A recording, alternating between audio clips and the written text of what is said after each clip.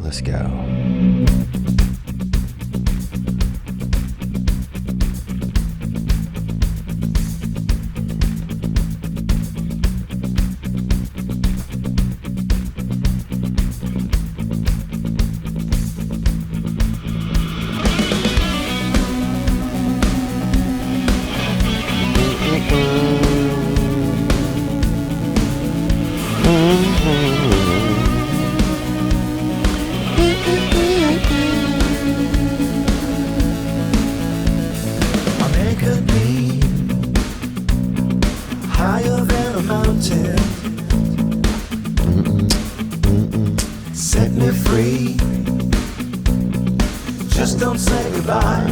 Oh yeah, this will make her put your mother's panties on, won't it, boy? It's you and me.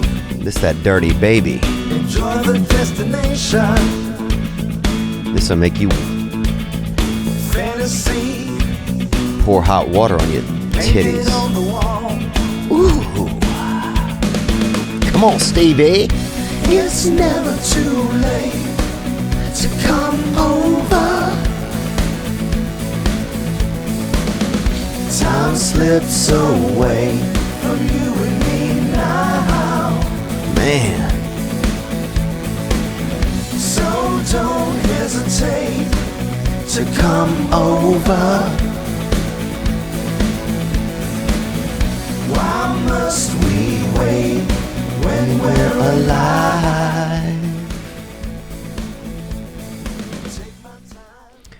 Wow, what a hit though, man. Honestly, when you think about that, when you think that, you know, it's never too late. And I've talked about this before, but I need this today. I needed it. It's never too late to come over. Why must we wait when we're alive? And that's a great question. You know, I hold myself back from a lot of things because I don't want to make that initial move.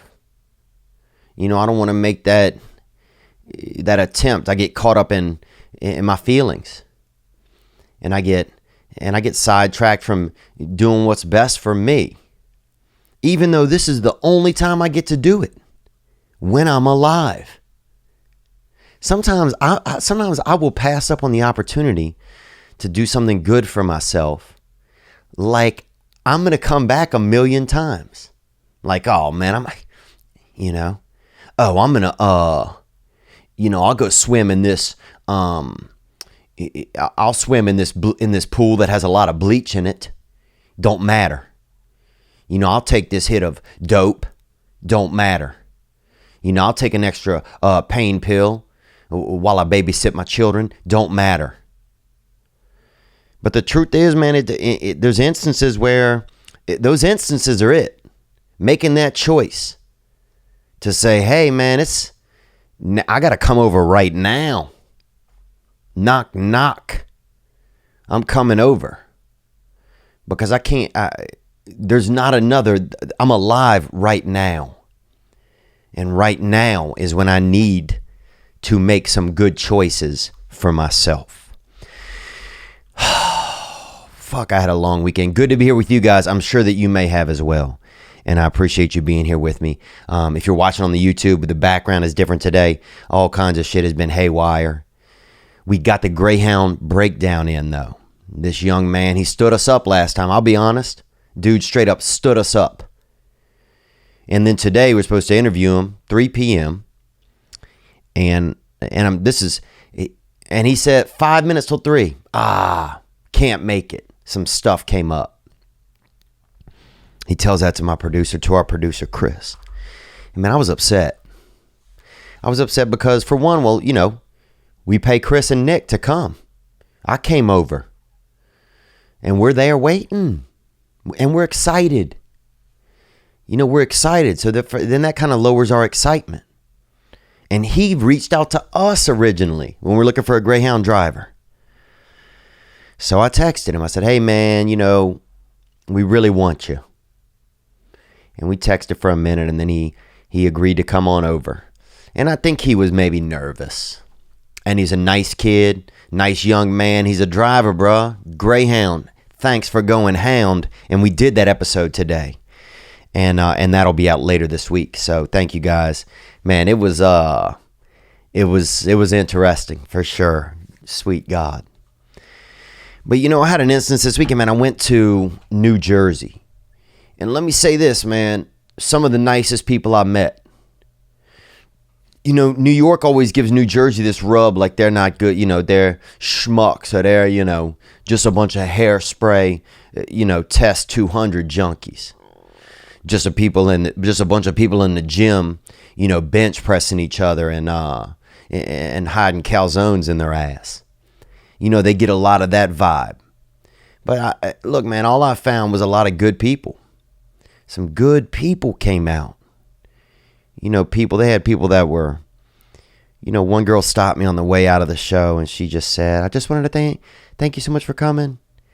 She says, I have anxiety sometimes like you do, and, you just explain it in a way that makes me feel, that you explain it in a way that is the same way that I would explain it. And she said, I appreciate that. And man, that just hit me right in the heart, it just hit me right in the heart. Because I don't know. I just felt a lot of connection. A lot of people that came out and just wanted to connect for a minute. And man, we had the show. The show's good. Look, I work hard on my job, and when you come to my show, I'm going to do my job. I'm going to do it to the best of my ability. And we just had some nice... Look, and I got there, I'll tell you this, man. I got to this fucking place. Bananas, it's called. Bananas Comedy Club. So I'm thinking this place is going to have a lot of prestige. It's historical. I get there, this motherfucker's in a Holiday Inn. Okay? A Holiday Inn, which is basically a Ramada, but with green and white and a little bit nicer curtains. And Ramada is where people get murdered or drugs, or where they have a lot of those interventions that you see on A&E. Dude, they don't show you a lot of the signs, but a lot of time that's a Ramada or a Clarion. Or Hyatt Regency sometimes, if it's a brother on there or a sister, sometimes they meet at a Hyatt Regency. But anyhow, or a Crown Plaza. But anyhow, and I got there and I was fucking pissed, man. I'm like, this club, they don't have a lot of social media. They don't have anything. And, and I'm coming in here and I'm putting ads out. I'm spending money to put ads online, just, trying to do my best to get the grind. And I was mad. Because why I was mad? Because I felt like I'm doing all the work. And I come there and this, like the staff was great and everything. And it's not a bad place. It has a ton of history. It's been there forever. But, they rented out a banquet room for the evening. But I was in a bad mood, man. I was just fucking pissed. I was pissed, I guess, because, honestly, I'm like, man, this was a gig I would have hopefully gone to, 10 years ago when I'm starting out. And you start thinking, that I guess you start getting a little, in your brain somewhere, you get a little too big for your britches. Or your ego spikes up. My ego is like, oh, you better, and you should be, you should. But the truth is, man, and I texted Jay Moore, actually. I was texting Jay Moore, dude, because, strange rabbits jump together. And I said, man, I'm pissed, dude. And he texted back, he said, man, you agreed to do the deal. You get paid to make people laugh. Go do your job. And it was what I needed to hear, man. At the last moment, I did not want to admit that that's what I needed to hear. But that's what I decided. It's never too late, man. I've been pissed all day. I've been angry that I was, doing a lot of the extra work. I was doing a lot of the heavy lifting, and they were making a lot of the money. And I just wanted things to be more fair, and so, but once I heard that from Jay, man, honestly, it just kind of changed me up. And I said, whatever goes on right now, tonight, tomorrow night, it's up to my attitude. They got people coming out who want to spend time. They got people coming out that want to laugh. I saw some couples come out. I met a gal, her name's Gina. My mother's named Gina. I saw a lot of some Italians. And My mother's father was Italian. This dude was Italian as fuck. Wife beaters only, and had one of those small combs that you comb your hair straight back with. There's only one direction to comb your hair, and that's straight back. And that's full Italian. And it reminded me a little bit of my history. And next thing you know, it's like I'm caught up in the positive things. You know, because I changed my perspective when I left my room and I went down to the club. Because the fucking club, dude, I mean, they got doors open in and out this shit. They got a wedding going on next door. I'm like, what the fuck is going on? But you know what? Nobody cared about that. Nobody in the audience all they cared about was that they came to have a good time. And so when I showed up and that's what my goal was, man, I felt good. Because if I show up the other way and I'm angry and I'm thinking about, work, or I'm thinking about, that I'm not being treated fairly or something, if I'm thinking about that kind of stuff, then I ruin that. Then I ruin it then I contribute to not making it a good experience for everybody. And that's the thing. You just never know when how you show up. When you park your car at work, you fucking pissed. You hate that dude, Randall, that works in the next stall or whatever. Or you hate fucking Fat Jerry, because he don't wear, he don't wear any powder or something on his skin. And he got dirty skin. All of that shit, if you got to leave that, even if it's at the last minute, man, when you want to tell somebody to go fuck themselves, you got to leave it. It's never too late to come over, man. Let's listen to that end bit one more time. So don't hesitate to come over. Why must we wait when we're alive? Why must we wait when we're alive? I didn't wait, man. I showed up, and I had honestly a great weekend. I mean, my heart was full, man. Dude, this is how my night ended. Saturday night, I'm sitting out on the bench with some guy, a beautiful little guy, and I say little guy, but he's, this dude's the ultimate package. 5 foot, looked like Rudy Rudiger, bro. The whole time he was talking, all I saw him doing was getting 1 sack at Notre Dame in the last game ever.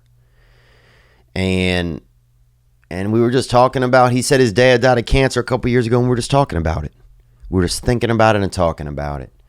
And, my dad passed of cancer, dude, and it was like, he was old. He's 87, bro. Anything could have got him. A strong wind could have took him down. But, next thing you know, I was sitting there and I was connecting with somebody, and we just had a good conversation. And I just met some good people, man. I met so many good people. It was something else. What else, man? Thank you guys for being here. Thank you guys for being here this past weekend. It is Monday, and it's April 23rd. What's going on? What's going on? Let me think about what's going on. Yeah, I just been feeling I guess, I didn't take my medicine yesterday. And then I didn't take it today because I was on a plane all morning. And I guess I'm maybe whining, but, and then I've been at the studio for about 4 or 5 hours. And so I just been in a tough mood, and it's just hard, man. When you don't take your medicine, you're kind of dependent upon that. It takes a lot of correcting to do. It takes a lot. You got to correct yourself often. You got to refocus because things get blurry. But I'm happy to be here with you guys today, man. In some ways, I haven't really been taking that great care of myself. I got kind of lonely, I guess, on Friday and ended up, jerking out, dude, spraying out full, doing that full body sauce, making that self sauce in my room. And I didn't want to, man. That's the crazy part. When I was young, I wanted to jerk off. If I saw anybody, it could be a hitchhiker, dude. I'd be driving down the road. If I even saw a hitchhiker, I would just jerk off in my passenger seat, even if they weren't in the car or nothing, just as like a sign of respect. I'm saying? Anything. I would masturbate at anything. A full moon, bro, I masturbate. A half moon, no moon, clouds, whatever, bitch, I'm jerking off. And I was just fired up like that. I was keyed up about my own dick. I was 100% excited. But then now, man, these, and it is the dark arts, man. And you think it's gone, and you even start to think it's a riddle. It's a joke, the dark arts, but it's not. Because I'm laying there in my room, and I'm thinking to myself, it was like 1:30 in the morning, and I didn't want to jerk off. In fact, the only thing I didn't want to do was jerk off. Anything else in the room, I would have done. Masturbating was not in my plan. 45 seconds later, I had jerked off. Just like that, dude. It's like lightning. And I don't know what causes it sometimes. I really don't know. I just know that when it comes to some of that stuff, I got to refocus. Because the truth is, it's some feeling inside of me where I just want to do something to myself. I just want to do something. I want to do a drug. I want to, throw a rock through an old man's, through a haunted house window. You know what I'm saying? I want to fucking, give an old lady a hickey. I want to do something naughty. I want to do something naughty.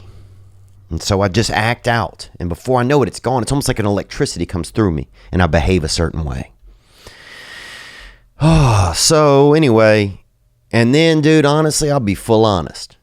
Dude, I jerked off last night. So I doubled up. I went through that hard weekend. I went through that, I was 2 for 2. I'm like Anthony Davis, bruh. I was, just hitting buckets. Every time I tried to jerk off, I succeeded. And I don't know, man. I don't even know where I'm at with that. That's the crazy part. I don't even know where I'm at with that. But I guess I just wanted to bring it up because I know there's people going out there that are struggling with it. I met a dude at the show. Dude said, hey, man, I got 10 days. I got 10 days clean off that yerke, off that, So he said he got 10 days clean. I said, hey, man, good luck out there. You carrying the banner for all of us. Because I got about 7 or 8 hours clean. So it just persists, man. And my problems persist because I don't want to make that move that I know that I need to do and try and get ahead of it. And some of y'all are out there like, dude, who gives a fuck? Just jerk off. Well, listen to this. Whoever's saying that, I've been jerking off my whole life. And I don't want to anymore. You hear me? What if I told you stop doing something and you said you would, and then a few minutes later, you did it? Well, that's what's happening. Just so you know what's going on my end. So yeah, I guess I'm just feeling a little down in the dumps with some of that stuff. Because it makes me feel at a certain point, man, I've been talking about this shit. Dude, if you go back... If you go back to the first episode, I've been talking about trying to quit jerking off. And here I am, bro. Fucking a year and a half later. Still talking about it, man. Who am I? What am I? What am I? I don't know. But that's one thing, it's never too late to give up, to not give up. It's never too late to, find a new avenue to chase it. It's never too late. And that's what I think that song is about with Stevie Starlight. Even at the last minute, even when you in the doldrums, even if you addicted to opiates, or you've been cheating on your girl, or you've been lying to your parents. It's never too late to be free. They had a young dude this weekend. He came to the show and he sent me a DM later on and he said, hey man, I've been going through a real tough time. He said, and it seemed like everything that I do is the wrong thing. And man, it just really, cause this was a young guy. This guy's maybe 21, 22 years old. Man, that shit makes me, and it just hurt me. Because he's a young guy and he, you don't realize when you're a little younger that even though things are heavy, they're not detrimental to your whole life. That you still have so much life ahead that there's always opportunities to make things okay. And yeah, that's what I messaged him. I just messaged, I said, hey man, you know, and he brought his brother to the show. And that's what kind of got me about these two, man, is that they were brothers. You know, and you guys know I love that kind of stuff, man. If you got a brother, like, you know, my brother was never, we weren't close when I was young. And so it's been a new experience for me getting to have a brother and getting to have that growth and, just getting to share my feelings with somebody that's so close to me at a level that is just intangible, a level that's just, a level that's just at the, that's at the weave of my soul. We of the same textile. And, and so then this dude, it just, because I was like, oh, he's here with his brother, everything's cool. And then later the guy sent me this message and, it just hit me hard. And I said, hey man, it's never anything that's going on in your life. You can solve it with just trying to be honest, trying to get honest with yourself. Or if you wrong somebody, being honest with them. Full honesty. Just let them know. Sometimes it's crazy sometimes how like we can just be, just scared to do what's right. I don't know what that is inside of us. I don't know if it's in all of us, but I know that it's in me sometimes. But yeah, I sent him that. He didn't message me back, but I know he's got a brother, so I know that at the very least he's got one person out there, really looking out for him and taking care of him. So that's solid news. What else, man? What else is going on? I didn't tell you guys everything really. I went home last weekend and, we had the episode with the transgender person who was on this past weekend, the last interview. I think it's episode 89. And Robin Tran is her name. And what I didn't realize, even during the conversation, we're talking, like she never had a surgery. She just felt like a woman and so then became a woman. And I kind of wish I had gotten into more questions about, well, if you don't have the surgery, what does that mean? Or but I guess in the end, does it fucking matter? Does it, at the end, she feels comfortable or he feels comfortable as a woman. I can relate to that shit sometimes, dude. Sometimes I want to be a big girl, Sometimes I want to eat a snow cone in the rain. Sometimes I want to lay in bed and snack the fuck out. Sometimes I just want to hide Oreos in my fucking ass and vagina or whatever, in my body. Sometimes I just want to breastfeed a motherfucker that I don't know. And sometimes I want to be a big girl and put barrettes in my hair. Sometimes I just want to be that for a second. But it shakes out of me. It's just a phase. It's a quick wah. You ever get that ghost runs through your body? Like, ah. That's how it happens to me. But he might have got caught by that ghost. You just don't know. You just don't know. But I didn't really tell you guys the truth about, I went back home to my hometown. And, we had an interview set up with people and all these people. And I had this feeling. I was scared that I was, I don't know. I guess I was scared that I was bothering people, by having them come and interview with me and be a part of this project we were doing. I was like, I didn't want to waste people's time. And I guess I thought that, inside of me, I thought that people thought I was dumb, or people thought I was stupid, or what's this, goofy guy coming and making fun of, or not making fun, but is he, what's he, this guy's a weirdo. Those are the thoughts that I had. And so I was kind of embarrassed the whole time I was in town. I was kind of, I don't know. I guess I felt like maybe the people there would think that I was too fancy or too, or better than them or something. When really the truth was I was feeling like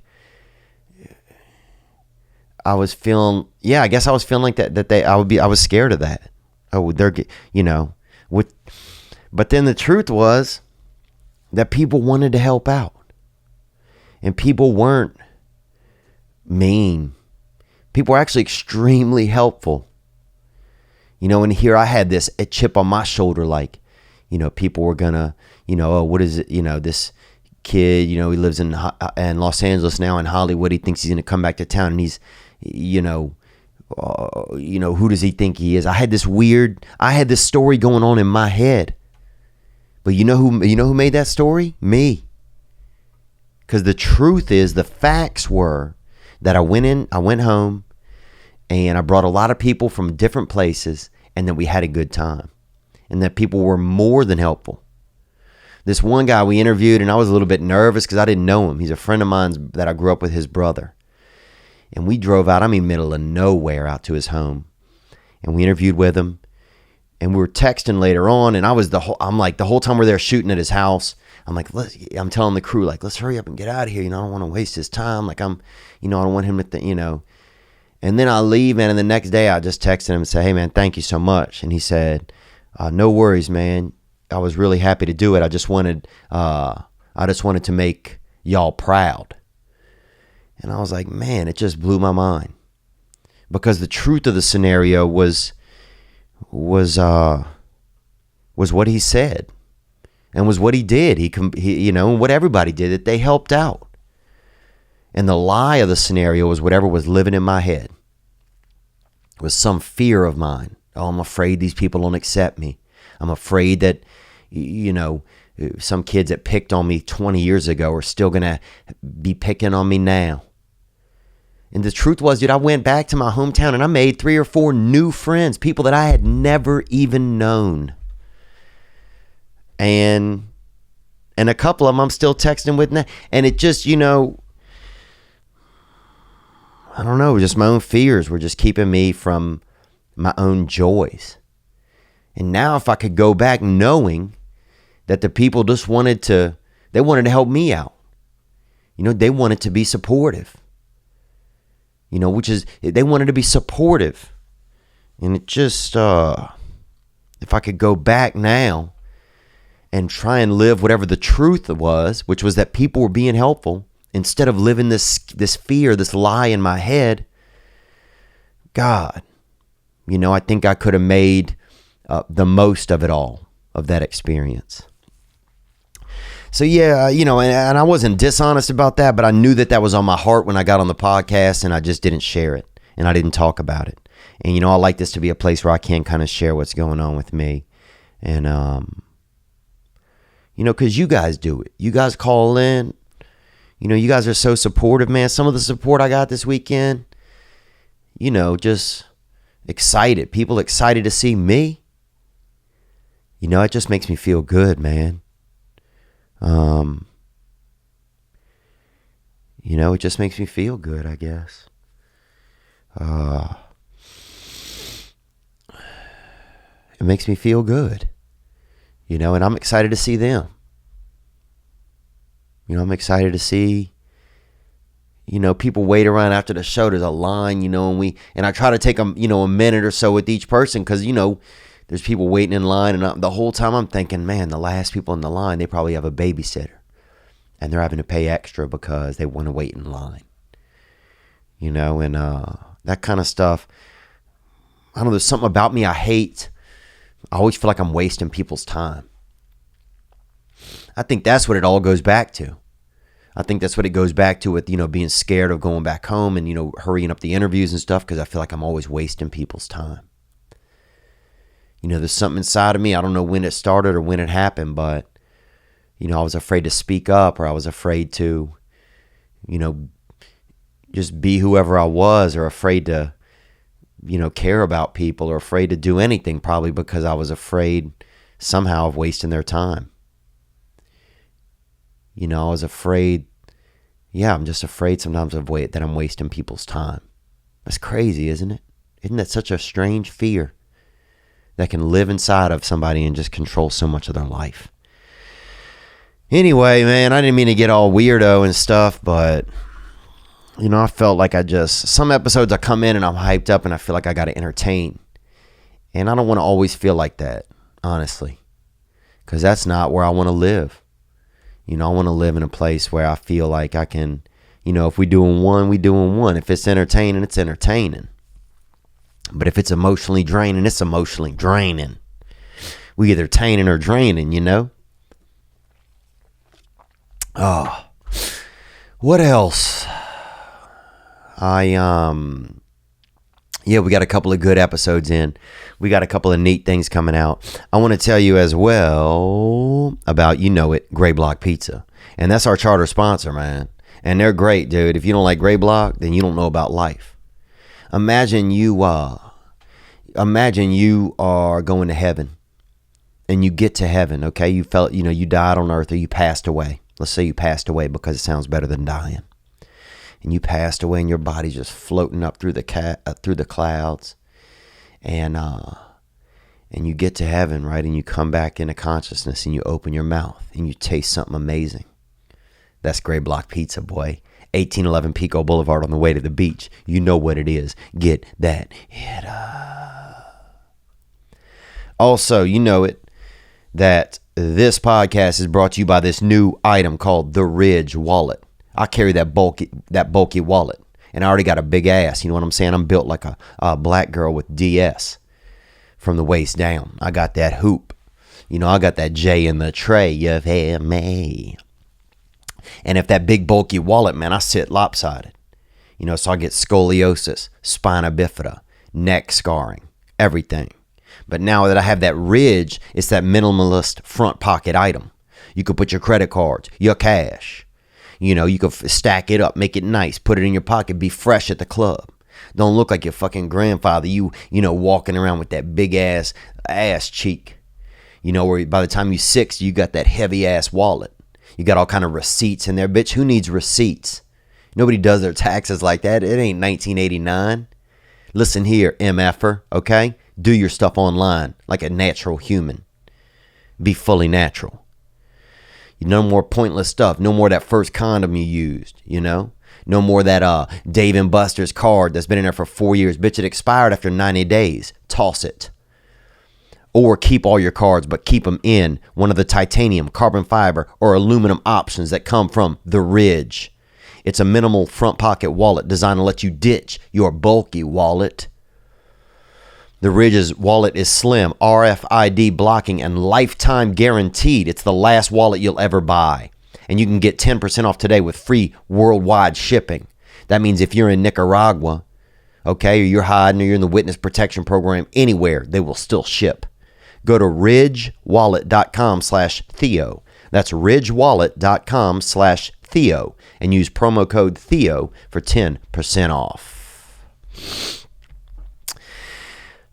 Let's get into some calls, man. You guys had some great calls that came in. I'm going to tell you about a few dates really fast, and then we'll cruise into it. It's been a long couple of weeks. And you know what? When I stop and think that I'm grateful, it makes everything okay. When I'm just riding through everything and I'm frustrated, I'm texting, and I'm angry about this, and I'm waiting to hear about that, and all of those feelings that I'm having, that's all my shit. And it's never too late for me to come right over and close my eyes and just be grateful. Be grateful to some higher power out there that I'm alive, that I got love in my heart if I want to give it, and that I got somebody out there. Somebody that cares. Somebody. There's somebody out there that cares about you. And if you don't think you got it, motherfucker, I'll be it. I promise you that, man. I'll make hugs. Boy, I'm a straight up hug maker, son. Bang, bang, hug, hug, hug, hug. These ain't arms, boy. These fucking hug collectors, ho. Bam, bam. All right, let's get into a couple of dates I got. I will see you guys at Clusterfest, and that's in San Francisco, June 2nd and 3rd, I believe, are the nights I'm performing. I'll be at Cherokee Casino. Why aren't the tickets online? People keep asking me. I don't know.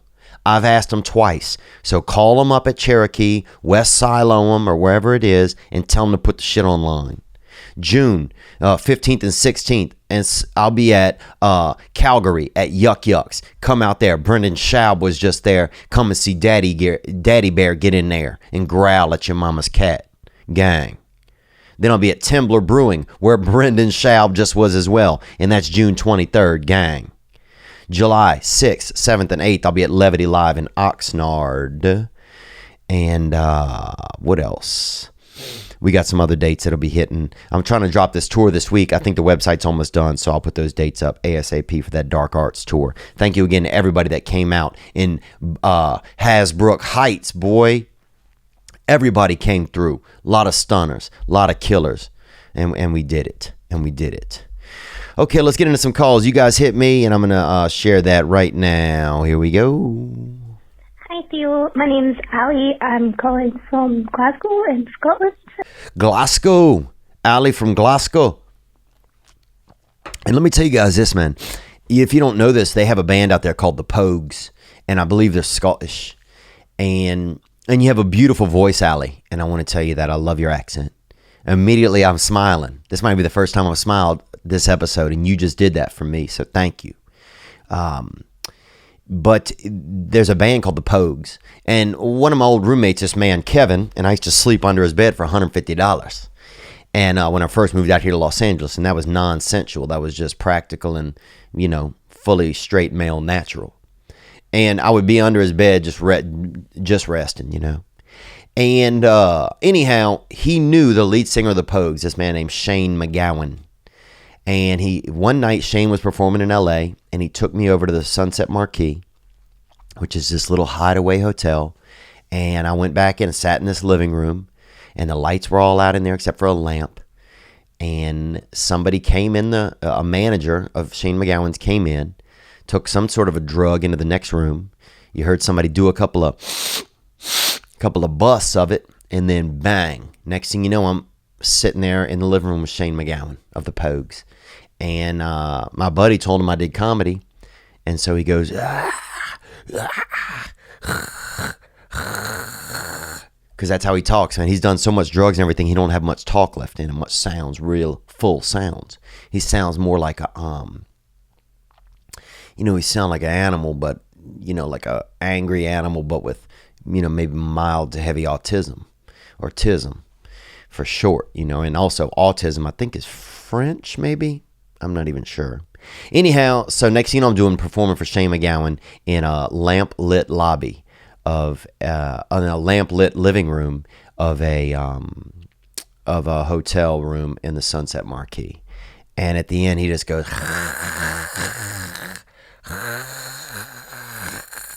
that was him laughing. But I know he's a bit of an icon there in Scotland.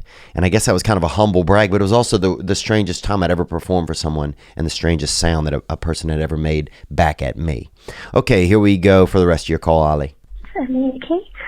I love your podcast, and I just wanted to let you know that you've got people listening from all over the world. And it would be so awesome if you came here one day, maybe did the Edinburgh Festival or something, so that we could see you. Oh, is this cheering anybody else up? This call? I mean, this call is making me feel great. I just picture, I'm just such a big fan of James J. Braddock, and that was in the Cinderella Man, or Butterfly Man. And it's about a man who is I guess he's like an iron worker or something, and he gets a chance to fight somebody. He gets a chance to fight a Jewish man, and they just beat each other. And but I think he has a Scottish accent, I think. Let's hear more. It's a different life out here than what you talk about, and I love hearing you talk about Louisiana and where you came from, because it's just not a side of America that you hear about a lot, and it fascinates me so much. You're such a sweet boy, and I really hope that everything works out well for you. I'm 31. I'm mum of two little boys who are 6 and 4. Oh man, you're getting me here, Allie. That's so sweet of you. There's something interesting when somebody of a different accent tells you, says something nice. It resonates differently. Do you think it's because we just don't hear it? Like if somebody, like she says, that you're a sweet boy, it made me feel good. I don't know if it's just sometimes someone with an accent or something that's different it just makes you feel good. I can't even explain myself. But go on, Allie. You got 2 children, and they're 6 and 4, I believe. Let's hear that part again. One, mum of 2 little boys who are 6 and 4, and I work in a bank, unfortunately, but it pays bills. You work in a plant, huh? And it pays the bills. That's awesome. Good for you. You know, I bet those boys are going to be really proud of you. You know, I'll say this. My mother fell the other day and she hurt her hip. And I feel bad. You know, I can't be there to help her out. You know, I can if she needs it. You know, I mean, I can help out financially from where I am. I got some weeks coming off, so maybe I'll buzz down for a weekend and see if I can help her. I'll ask her if she wants help, even though I know she's going to say no. You know, there's something about her. She just doesn't sometimes want to admit that she needs help. And it's crazy when we admit that we need help. Man, it opens up so much inside of us. Because there's something about holding on to not wanting people to help you. Because if you don't want people to help you, then the crazy part is they can't. They can't, no matter how hard they try or do, you can't feel it. That's the crazy thing. If you don't want, I can do it. I'll do it myself. I can do it. Then you can't, then even if they do, you can't feel it. And the greatest part about somebody helping you, I have found, I'm not preaching at you, I'm just saying for me that I've started to find, is not whatever they do for you, but it's the feeling you get that somebody cared. But you sound like just an amazing mother, Allie. Are you married as well? I'm not hitting on you here, but I just wanted to know. I'll play that back for a second. Everything works out well for you. I'm 31. I'm mum of 2 little boys who are 6 and 4. And I work in a bank, unfortunately, but it pays bills. And life is good. Building a house right now in a really nice area in Glasgow, and I'm really happy. And your podcast makes me really happy. So I just wanted to leave you a message and just tell you that your podcast is one of the ones I look forward to every week. Wow, thanks, Allie. That's sweet of you. But I bet those boys are going to be proud of you. You know, I couldn't tell if you were married or not. I didn't hear that. Some of your accent I couldn't understand, but that's okay. It's a beautiful sound you make. But those boys are going to be proud of you because, you know, it's funny. Like my mother and I's connection it's tough. But, you know, I realized the other day that she's the hardest working man that I know is my mother. And she fell and she hurt herself and she has to be down for like a month and she's just upset. And I don't know what to do really to make her feel better. You know, I mean, I can tell her that I love her and tell her that I care, but I don't know. I wish there was something I could do to make her feel better. You know, I can pray for her, you know, and see if maybe some of that helps. And I can take some action. I'll find some things to do. I was thinking maybe I'll see if there's like a fresh fruit company that could send her some fruits. Because I'm sure if you laid up, you know what might be good? A couple of them Harry and David pears. And if you don't know about that company, I don't work for them. But that's a couple of gay men, I believe, that send fruit to people around America. And that's gay as hell, but that's also beautiful snacks. Thank you, Allie. Let's hear another call. Hi, Theo. And my name is Billy. And I'm 25 years old from Sweden. Oh, wait. And before, and actually, you know, I wanted to know who is listening. And that's why Allie called. You know, because that last week I said, who's listening to this podcast? And you can always hit the hotline and just let me know. Who's listening? We might put it on, we might not. 985-664-9503. As well, if you've hit the hotline and it hasn't gotten on, sometimes it's just life. There's nothing. It's hard to even listen to every single call, but everyone gets listened to. But yeah, we just wanted to know who listens to the podcast. And thank you, Allie, for calling in. Here we go. Let's start that call over. Billy? Hi, Theo. And my name is Billy. And I'm 25 years old from Sweden. Wow, we're getting international today. Thank you for calling, Billy. You sound a little older than 25. You sound like a wise boy. And I've been living in California for about 4 years. And at the same time as California was the rescue of my life, it's been shit show of drugs and alcohol, and my depression and suicidal thoughts have come back. Man, I'm sorry to hear that, brother. Sorry to hear that. Onward. These last couple of weeks, I'm seeing a therapist now, and I'm doing all right. Well, thank you for calling, Billy. You know, it's, I feel you. I do feel you. And sometimes we don't even want to hear that. And I don't know what you want to hear. You know, I don't know if you want, you know, I don't know if you just want somebody to listen. I don't know if you want somebody to relate. Sometimes when I share something with somebody, I don't even want them to relate. You know, I don't know what I want. I don't know if I want them to understand. I don't know if I just don't want to be the only person that's feeling what I'm feeling. So I'll even just put it on somebody else's plate. And after I do, I can't even hear what they say because I don't fucking care. Because I'm so, you know, lost in whatever my illness is or my mental illness at the moment.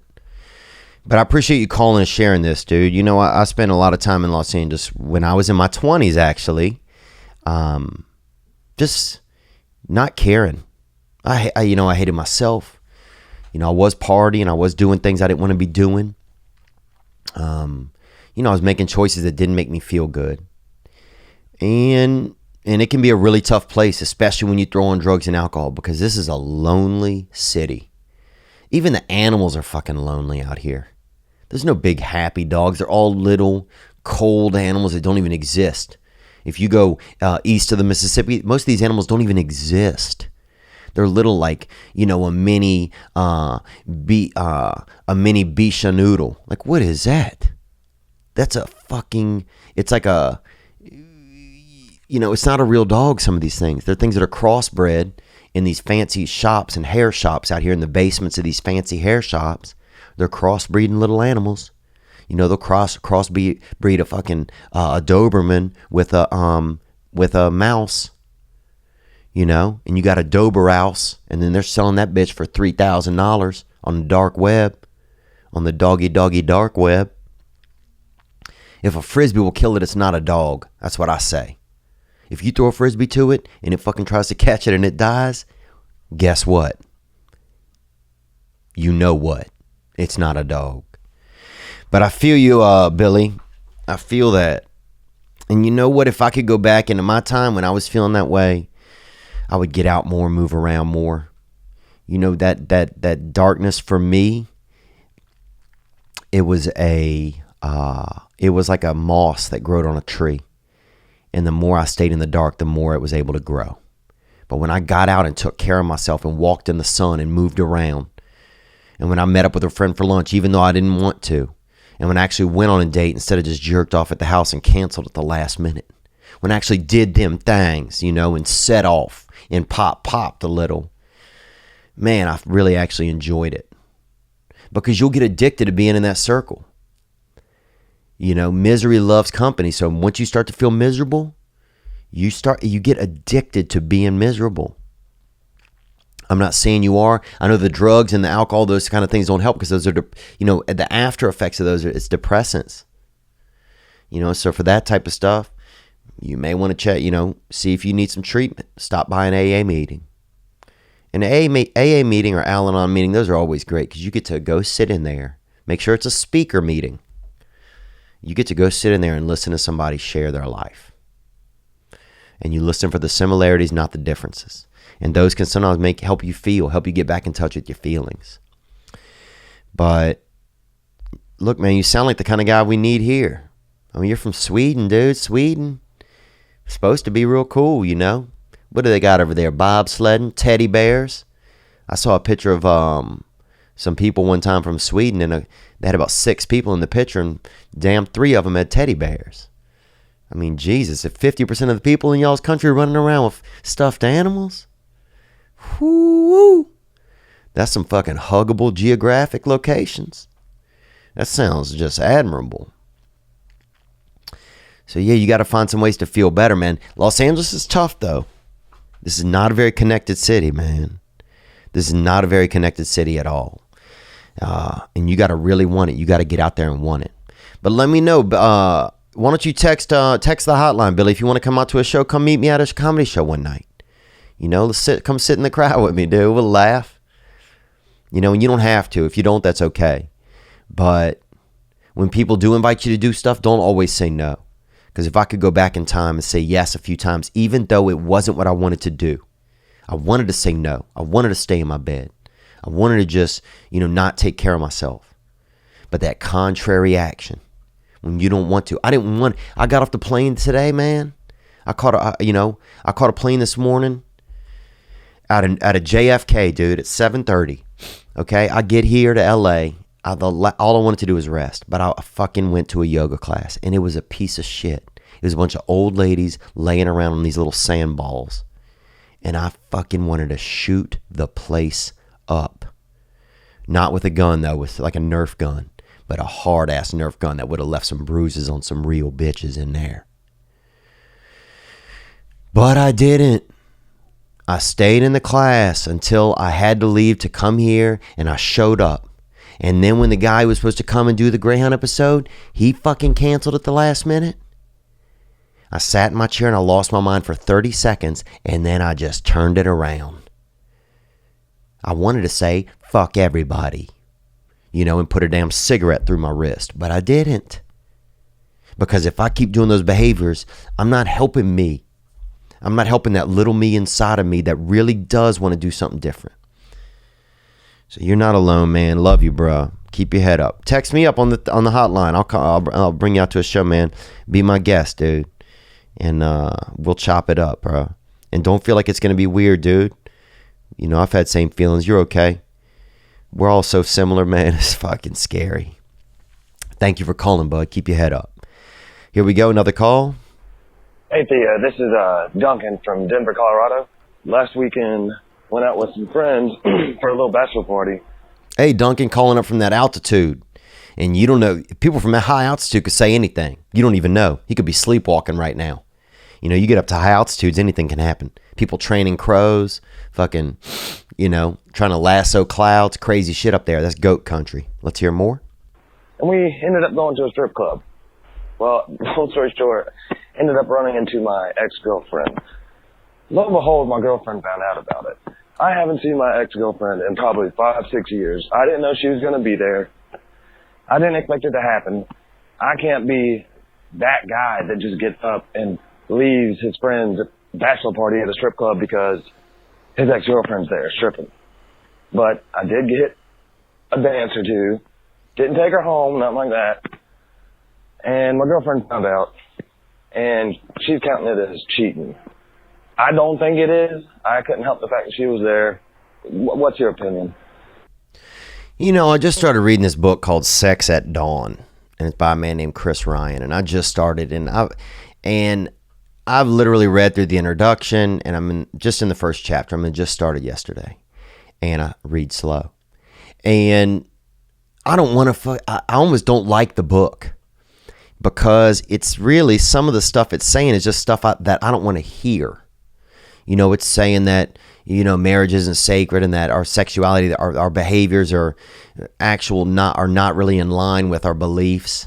And I don't want to believe that, even though there probably is some truth to it. But I've decided that I'm going to finish reading the book, even though I already don't agree with some of the shit in there. Because how else am I going to be? How else am I going to learn? You know, how else am I going to learn if I don't try to at least experience something different? Now, if it gets fucking crazy, you know, where people are, you know, tasting each other's hair and, you know, trying to steal each other's eyesight and shit like that, some of these intergalactic stories, I'm out. But I'm going to stay and watch. I'm going to stay and listen on that story and read on that story. And I'll say this, man, look, is it cheating? No, it doesn't sound like cheating. It doesn't sound like cheating at all. If you got some lap dances from her, I don't know what your relationship setup is like with your lady. But if she's upset, then that's really where it ends. And your thing now is, how do you make her feel better? You know, I do think it was probably a little bit classless to do that with your ex-girlfriend, be honest with you. Might not be what you want to hear. You know, if you want to get something from another girl, then go get that. You know, if you want to get a lap dance from another girl, you're at a strip club with the guys. It's kind of a, you know, some of that's like, you know, when in Rutgers, you know, find you a slam pig and have a fucking beef sandwich, you know, when at Rutgers. But look, if that's not the kind of setup you have with your girl, why'd you do it? That's what I want to know. Why'd you do it? Were you missing this old girl? Were you wanting to relive a fantasy? Is there something you're missing in your own relationship? You know, were you upset at your girl about something and you knew she would get upset? Those are the questions I would start to ask myself, because there's a reason why you did it. But yeah, should your girlfriend be upset? I don't know if she should. She is, though. That's the thing. And what do they say? You know, heaven hath no fear like a woman scorned. So you know that shit, boy. Good luck there, Duncan. Onward. Hey, Theo, this is Paul from Boston. I want to tell you about my past weekend. I had a little... Okay, this is Paul from Boston. And this telling us about his past weekend, that's a contest we do every month. You can call in, leave a 60-second or less voicemail about your past weekend. Try to make it 60 seconds. If that shit goes way over, you're out. And each month we'll pick the best one, and we'll give you, we'll send you one of these T-shirts and a couple of sweet hitters that we got over here. Onward. Tinder date set up, going to see the Rogan comedy special down at the Wilbur. So we go across the street for some drinks beforehand. He's saying they had a Tinder date set up, and he's going to see the comedy, the Joe Rogan special over at the Wilbur. Here we go. And have a little dinner, get to know each other a little bit. And he's going with a Tinder date. So they went to have dinner and get to know each other more. I'm having drinks like a normal person, have one or two. This little lady I brought with me is down in drinks like they're water. Oh, yeah, dude. One of them Worcester warlords right there, boy. They got some real butter monsters out there from North Worcester. Onward. So I started noticing she's getting a little drunk, starting to feel herself a little bit. We go to another bar before the show to meet with some buddies, and I realized she is hammered, and this is not looking too hot. Oh, yeah, I saw a girl like that last week, man, and one of her eyes kind of shuts down when she drinks. Like, damn. She just turns into this straight up just vodka cyclops, you know? We get to the show, and she's never been to a comedy show before. So Tony Hinchcliffe is doing his thing as the opener, tells some jokes, and she starts yelling out in the crowd, thinking she's a part of it. And it's like, oh, dude, there's nothing worse than that. There's nothing worse. Then when you fly across the country to do your work and some loud asshole tries to turn your show into an open mic, come on. More? Like, can't be doing that. And during Joe's set, security had to talk to her. It gets to the point where she's in the bathroom, security's talking to me, and then the guy looked at me and she's like, hey, she's getting kicked out. So I wait downstairs, and she disappeared, and I still don't know where she ended up. I have her phone case and her wallet and everything, and still trying to hear her back from her 24 hours later. Is this dude trying to make a murder for an alibi for a murder? Is this dude trying to make an alibi for a murder? He just said he took a woman to the Joe Rogan comedy show. She was loud. They threw her out. And he still has her phone case and hasn't seen her. And her shoes or whatever, lipsticks. Good Christ, brother. Dude, this ain't that kind of hotline. You calling in for, I mean, you might want to call a dang, I don't know who you call, an attorney? Dude, this sounds like the dark arts, man. I don't even know if we should respond to this. She's missing? I mean, is this a missing person, dude? Because this isn't, 911. This is 984. This is 985-664-9503. That's the hotline. Whew, dangerous dates. Dude, I took a girl out one night to the seafood place. She had a seizure, right? Because I guess some kind of crab meat makes her fucking shake down. And so she took a couple of fucking hits of that urchin to the face, and bam, she was on the concrete. But she bounced back up. You know, it was a brief seizure, one of those, you know, maybe a 3.4 on the human Richter. And she popped back up, you know, about 6 seconds later. And we chilled a little bit. And then she started drinking vodka Red Bulls, and we ended up making love. So you never know you never know how ill somebody is. And you never know where love can strike. What else? Here we go. Hey, what's up, Theo? My name is Matt. I live here in the LA area. What's up, Matt? You live in Los Angeles. How are you? I'm a recovering heroin addict. I got 3 years coming up. Wow, bro, you got 3 years. Wow, man, that's awesome, dude. I appreciate you sharing that. That makes me feel good. Dude, somebody did something for 3 years. Nobody could do something for 3 years. That's awesome, Matt. On May 25th. May 25th. All right, you're looking about a month and 3 days. I'm feeling kind of lost in my life right now. You know, I got a job, obviously, you know, making ends meet, paying the bills, but I don't have a career. I don't know where I want to go with my life, and I don't know which direction to go with it. You know, I have things that I'm passionate about, but the motivation is just not there. I feel that I'm stuck in this rut of this perpetual cycle of routine, and I just can't find a way out of it. And I'm hoping that maybe I could hear some words of wisdom from the fine Theo Von. Oh, thanks, Matt. I don't have much wisdom, dude. You know, I only have almost 2 years of coming up on sobriety, and it's not from heroin. You know, and I can't imagine what that's like to kick, dude. And I commend you. I know there's a lot of people out there right now who are riding that white horse, you know, and the mopes, boy, hopping up on the opiates. I feel you sometimes.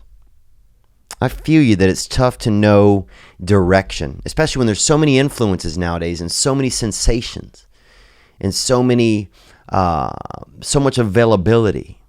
It's hard to know kind of what your calling is.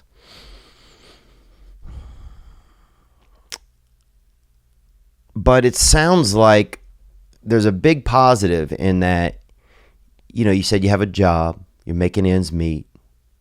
You care about what your future looks like right now, which maybe you did 3 years ago too, you know, when you were using, but I don't know. You probably cared about it then, but you probably weren't, you were probably less sure of it.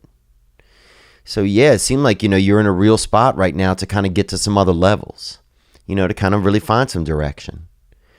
And sometimes it's a waiting game. Sometimes it's an action game. You know, sometimes you try something new. You don't know. I was acting on this pilot the other day, and I just, you know, got into acting, and I made some big mistakes on set, and, you know, I was having to learn on the fly, and, you know, it was painful. It was tough. It was one of the toughest days I've had working ever. And there was a girl that was there doing background work, and I know her. She works at the Comedy Store, and I saw her, and I was just so excited to see her. And she said, you know, I've been thinking about doing background work or acting for a long time, and so I said I finally just have to try it. And I was like, wow, good for you. Because there's things that I've thought about over the years, you know, running a bakery, starting a coffee shop, you know, inventing like this new kind of light switch that is like kind of a little bit smaller than some of the light switches we use. And then one that is also a lot bigger that you could find at night. Because at night I have a tough time, you know, locating that switch. Like, why put such a little fucking switch when we need really a bigger switch? And so, you know, I've been wanting to do those things, but I never did them. So maybe trying one thing, you know, instead of, you know, fearing the directions, try one thing. See what you like, see what you don't. Maybe you'll find, hey, at least I like a little bit of this, a sense of this. There's a test as well. You know what? There's a test that really helped me out. Let me see if I can find it right now. That man's name, Gary. One of the smartest men that I know sent me this thing, Gary Whitehill. And he said to me, let me see what he said here. He said, the Kolb, there's something called the Kolb, Kolbe, A-type test. Kolbe, A, the letter A / TYPE test. And he said, take that test and you'll learn some insights about yourself. And you can't, it's not something you can sit and just take, when you have 20 minutes. You need like an hour. You need to sit and focus on it and read. Some of the words in the questions are big and you have to think about yourself. You might have to read some definitions to really get the questions right. But that helped me realize some things. That test helped me realize, look, man, you are not good at the intricacies of things. You're not good at producing stuff. You're good at being creative, but when it comes to producing, you need help. Otherwise, you're going to try to put it all on your table and you're not going to eat. You're going to put it all on your table, but you're not going to eat. And so I've learned that about myself. And that test helped me learn that because it was true. The second I heard it, I knew it was true. And maybe it sounds like that's some of the stuff you're looking for, just a couple of truths. Because I think if you can start with some small truths, then you can build up some more certainty. And it's really tough for people that struggle with addiction, I find, and I know it's been tough for me, to know what is an instinct and what is a desire and what is, just kind of when I'm unsure and when I'm just scared. It's just tough to know what my feelings are because I've just started feeling them. For so long, I repressed them for so long, and I didn't even know I was repressing them. But now I'm just learning to feel them. So it's almost like my feelings all have training wheels on them. So it's scary sometimes to try something new because I'm like, is this just a crazy whim or is this a real desire? And that can be really scary sometimes. But look, man, all I can say is I'm proud of you for thinking about it. And you did one of the things that I'm learning that I did today, man. I was so upset about something, and I called my sponsor and I asked him. I said, I just need some help. And it was nice because when I got off the phone, I didn't feel as bad. And so maybe that's a thing. Call someone who knows more than you do. I wish I was that person today. I don't know. I don't think I am. But I know that you're not alone, so don't feel like that. There's people out there that are 60, 70 that don't know. But I do know if there's something I need to find to ground myself, if I try and make somebody else feel better or do something for someone else, even if it's just a phone call or anything, that usually always helps put me in a little bit better place. But I wish you well, Matt, and congratulations on that 3 years coming up in May. Last call. It's Tom in rural North Carolina. What's up, Tom in rural North Carolina? And he was one of our original callers. He used to call all the time. Thank you for calling back, Tom. I kind of thanks to you, man. I don't know if you still do you get these screened or you listen to them all, but if you ever get a chance to hear this, I want you to know that without you, man, I probably would be dead. Thanks to some of the things you said, I've reached out and went to therapy, and my life, it's not great. Nobody's life's fucking great, but it's a lot better. And sometimes I can hear the frustration what you're going through, and sometimes you truck so hard forward that you don't look behind you and see how far you've come. And I was listening to a lot of the older stuff, and it's crazy to see how far you've come with just the fan base and the people that are listening. And I'm proud of you, man, because there's not a lot of normal people out there with your kind of platform. And it's nice to see that. I hate to be a dick, but it feels nice that somebody that doesn't come from anything, because I don't come from fucking shit, has a chance to do something with their life. And I appreciate what you do. Love you, bro. Oh, thanks, Tom. Man, I feel like this whole episode has been me just playing calls of nice things that people said. I hadn't heard any of these calls yet. That's nice of you to say, Tom. I don't think you would have killed yourself, dude. I've always sounded like a confident person. So honestly, I don't believe that at all. When you said that, I was like, well, I don't think that's really true, Tom. But I'll say this. I thought the other day that, it is hard for people that come from tough places to get out of there. And I do feel pretty fortunate about some of those things. The most exciting thing when I was young was like if the neighbors were going to burn a bunch of leaves in their ditch, the most exciting thing was, sometimes my brother and I would wrestle with these dolls. My I don't know who got us these dolls. I think my mom or my grandmother or grandfather, somebody got them. And we would wrestle with those dolls when I was real little. And I remember that my brother and I spent time. That was like one of the few times we did something together when we were children that was fun. You know, and I didn't like it. I grew up in a lot of fear, and a lot of it was probably in my head, you know. But I appreciate you saying some of that. You know, you keep your shit together, Tom. You know what I'm saying? Nobody's out here losing lives today. We ain't doing any of that shit. You keep it together, dude. Come on now. Jesus Christ. What the fuck, man? But I do feel sometimes like, you know, it's tough. And I don't feel like I'm any kind of... I just feel grateful because, you know what's helped me over the years is people helping me. People thinking about me. People telling me that they love me even when I couldn't even hear them. And that's... because I don't know if I would always do that.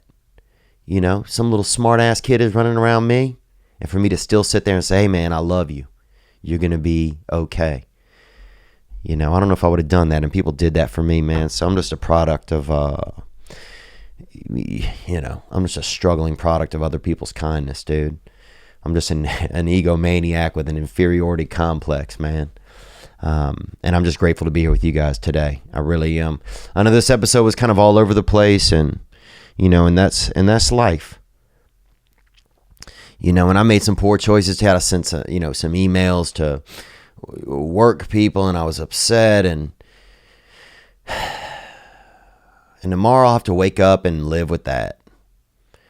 But you know what? Here's what I can say. I was upset. I don't always handle my upsetness well. But here were the things that made me upset. Do you think there's anything we can do together to make these things better? And I'm sorry. And those people can accept it or they cannot.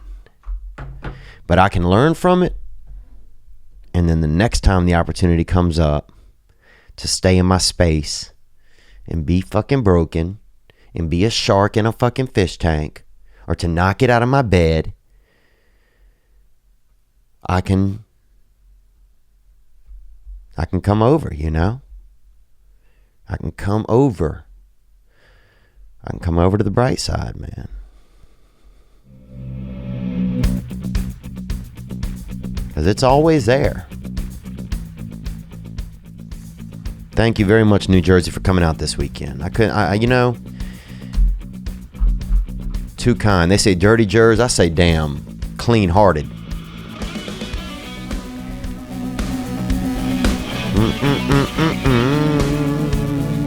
And the people at the club were so nice, man. And they've been working there for a long time. They're good people. And actually, the room was better than half the rooms I've been to. Just my attitude. Needed that wrench. Come on, Stevie, tell us what's up. Set me free. Just don't say goodbye. It's you and me. Enjoy the destination. Yeah, you're not gonna kill yourself, Tom, dude. Fucking tighten up. Fantasy.